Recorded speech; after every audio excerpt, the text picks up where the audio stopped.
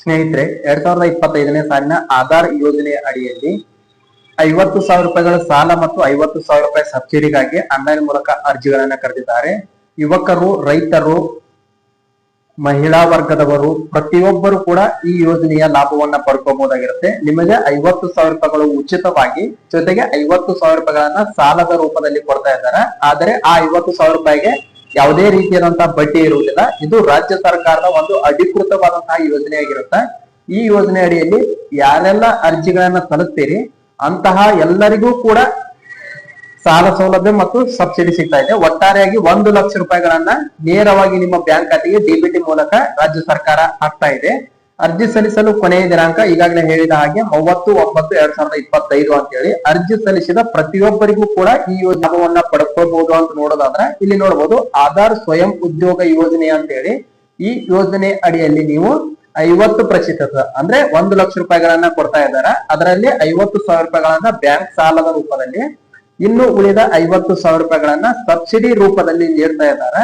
ಈ ಯೋಜನೆಯನ್ನ ನೀಡುವಂತಹ ನಿಗಮ ಯಾವುದಂದ್ರ ವಿಕಲಚೇತನ ಮತ್ತು ಹಿರಿಯ ನಾಗರಿಕ ಸಬಲೀಕರಣ ಇಲಾಖೆ ವತಿಯಿಂದ ಈ ಯೋಜನೆಯ ಲಾಭವನ್ನ ವಿಕಲಚೇತನರಿಗೆ ಸ್ವಯಂ ಉದ್ಯೋಗವನ್ನ ಕೈಗೊಳ್ಳಲು ಈ ಯೋಜನೆ ಅಡಿಯಲ್ಲಿ ಹಣವನ್ನ ಉಚಿತವಾಗಿ ನೀಡ್ತಾ ಇದ್ದಾರೆ. ಇದರ ಈಗಾಗಲೇ ಅರ್ಜಿಗಳು ಕೂಡ ಪ್ರಾರಂಭ ಆಗಿದಾವ. ನಿಮಗೆ 50,000 ರೂಪಾಯಿಗಳು ಸಾಲ ಮತ್ತು 50,000 ರೂಪಾಯಿಗಳ ಸಬ್ಸಿಡಿ ಹಣವನ್ನ ಪಡೆದುಕೊಳ್ಳಲು ನೀವು ವಿಶೇಷ ಚೇತನರಾಗಿರ್ಬೇಕು. ಅಂದ್ರೆ ಅಂಗವಿಕಲ ರೈತರಾಗಿರ್ಬೋದು, ಮಹಿಳೆಯರಾಗಿರ್ಬೋದು, ಯುವಕರಾಗಿರ್ಬೋದು, ಪ್ರತಿಯೊಬ್ಬರು ಕೂಡ ಅರ್ಜಿಗಳನ್ನ ಸಲ್ಲಿಸಬಹುದು.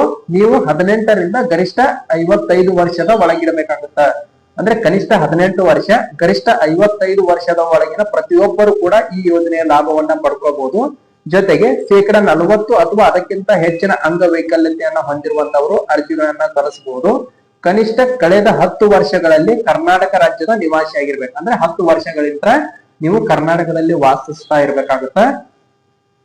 ಹಾಗೆ ಹಿಂದೆ ಯಾವ್ದಾದ್ರು ಬ್ಯಾಂಕುಗಳಲ್ಲಿ ಸರ್ಕಾರದ ಯಾವ್ದಾದ್ರು ಯೋಜನೆಯ ಲಾಭವನ್ನ ಪಡ್ಕೊಂಡಿದ್ರೆ ಅಂತವರು ಈ ಯೋಜನೆಗೆ ಅರ್ಜಿ ಸಲ್ಲಿಸಲು ಅರ್ಹರಿರುವುದಿಲ್ಲ. ಜೊತೆಗೆ ನಿಮ್ಮ ಕುಟುಂಬದ ವಾರ್ಷಿಕ ಆದಾಯವು ಗ್ರಾಮೀಣ ಪ್ರದೇಶದವರಾಗಿದ್ರೆ 11,500, ಪಟ್ಟಣ ಪ್ರದೇಶದವರಾಗಿದ್ರೆ 24,000 ರೂಪಾಯಿಗಳ ಒಳಗಿರಬೇಕಾಗತ್ತೆ. ತೀವ್ರ ಬುದ್ಧಿಮಾಂದ್ಯ ಇರುವವರನ್ನು ಹೊರತುಪಡಿಸಿ ಇತರೆ ಎಲ್ಲಾ ವಿಕಲಚೇತನರು ಈ ಯೋಜನೆಯ ಲಾಭವನ್ನ ನೀವು ಪಡ್ಕೋಬಹುದಾಗಿರುತ್ತೆ. ರಾಷ್ಟ್ರೀಕೃತ ಬ್ಯಾಂಕುಗಳ ಜೊತೆಗೆ ಜಿಲ್ಲಾ ಪತ್ತಿನ ಸಹಕಾರ ಬ್ಯಾಂಕ್ ಮತ್ತು ಮಹಿಳಾ ಸಹಕಾರ ಬ್ಯಾಂಕ್ಗಳ ಮೂಲಕವೂ ಕೂಡ ನಿಮಗೆ ಸಾಲ ಸೌಲಭ್ಯವನ್ನ ನೀಡ್ತಾ ಇದ್ದಾರೆ. ಫಲಾನುಭವಿಗಳಿಗೆ ಆಯಾ ಜಿಲ್ಲೆಯ ಲೀಡ್ ಬ್ಯಾಂಕ್, ಇತರ ಬ್ಯಾಂಕ್, ರೂಡ್ ಸೆಟ್ ತರಬೇತಿ ಕೇಂದ್ರಗಳ ಮೂಲಕ ಸೂಕ್ತ ತರಬೇತಿಯನ್ನು ಕೂಡ ಕೊಡಿಸ್ತಾ ಇದ್ದಾರೆ.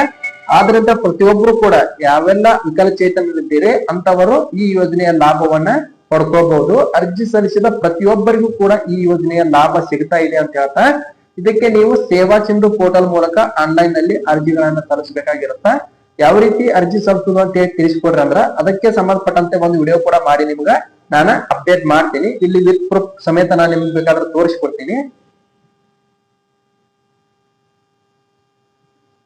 ಇಲ್ಲಿ ನೋಡ್ಬೋದು, ಈಗಾಗಲೇ ಈ ಯೋಜನೆಯ ಅರ್ಜಿಗಳು ಕೂಡ ಪ್ರಾರಂಭ ಆಗಿದಾವ. ಇಲ್ಲಿ ನೋಡ್ಬೋದು 2025-26ನೇ ಸಾಲಿನ 13 ಫಲಾನುಭವಿ ಆಧಾರಿತ ಯೋಜನೆಗಳನ್ನ ಡಿಬಿಟಿ ನೇರ ನಗದು ವರ್ಗಾವಣೆ ಮೂಲಕ ತಂತ್ರಾಂಶದಲ್ಲಿ ಅಳವಡಿಸಿ ಲೈವ್ ಮಾಡಿರುವ ಕುರಿತು ಅಂತ ಹೇಳಿ ಇಲ್ಲಿ ನೋಡ್ಬೋದು. ಆಧಾರ್ ಯೋಜನೆ ಆಗಿರ್ಬೋದು, ಇತರೆ 13 ಯೋಜನೆಗಳಿಗೆ ಅರ್ಜಿಗಳನ್ನ ಕರೆದಿದ್ದಾರೆ. ಅರ್ಜಿ ಸಲ್ಲಿಸಲು ಕೊನೆಯ ದಿನಾಂಕ ಈಗಾಗಲೇ ಹೇಳಿದ ಹಾಗೆ 30/9/2025 ಕೊನೆಯ ದಿನ ಆಗಿರುತ್ತೆ. ಅಷ್ಟರೊಳಗೆ ನೀವೆಲ್ಲರೂ ಕೂಡ ಅರ್ಜಿಗಳನ್ನ ಸಲ್ಲಿಸಿ ಹತ್ತಿರದ ಕರ್ನಾಟಕ ಒನ್, ಗ್ರಾಮ ಒನ್, ಬೆಂಗಳೂರು ಒನ್ ಕೇಂದ್ರಗಳಿಗೆ ತೆರಳಿ ಅರ್ಜಿಗಳನ್ನ ಸಲ್ಲಿಸಿ. ಒಂದು ವೇಳೆ ನೀವು ಮೊಬೈಲ್ ಮೂಲಕ ಅರ್ಜಿ ಸಲ್ಲಿಸಕ್ ಬರ್ತಿತ್ತಂದ್ರೆ ಸೇವಾ ಸಿಂಧು ಪೋರ್ಟಲ್ ಮೂಲಕ ಅರ್ಜಿಗಳನ್ನ ಸಲ್ಲಿಸ್ರಿ ಅಂತ ಹೇಳ್ತಾ ಇದು ಇವತ್ತಿನ ಆಧಾರ್ ಯೋಜನೆಗೆ ಸಂಬಂಧಪಟ್ಟಂತೆ ಸಂಪೂರ್ಣವಾದಂತಹ ಮಾಹಿತಿ ಆಗಿರುತ್ತೆ. ಇದೇ ರೀತಿ ಹೆಚ್ಚಿನ ವಿಡಿಯೋಗಳಿಗಾಗಿ ಇದೇ ಮೊದಲ ಬಾರಿಗೆ ಯಾರಾದ್ರೂ ನಮ್ಮ ಯೂಟ್ಯೂಬ್ ಚಾನಲ್ ನೋಡ್ತಾ ಇದ್ರೆ ಸಬ್ಸ್ಕ್ರೈಬ್ ಮಾಡ್ಕೊಳ್ಳಿ ಅಂತ ಹೇಳ್ತಾ ಈ ವಿಡಿಯೋನ ಇಲ್ಲಿಗೆ ಮುಗಿಸ್ತಾ ಇದ್ದೀನಿ.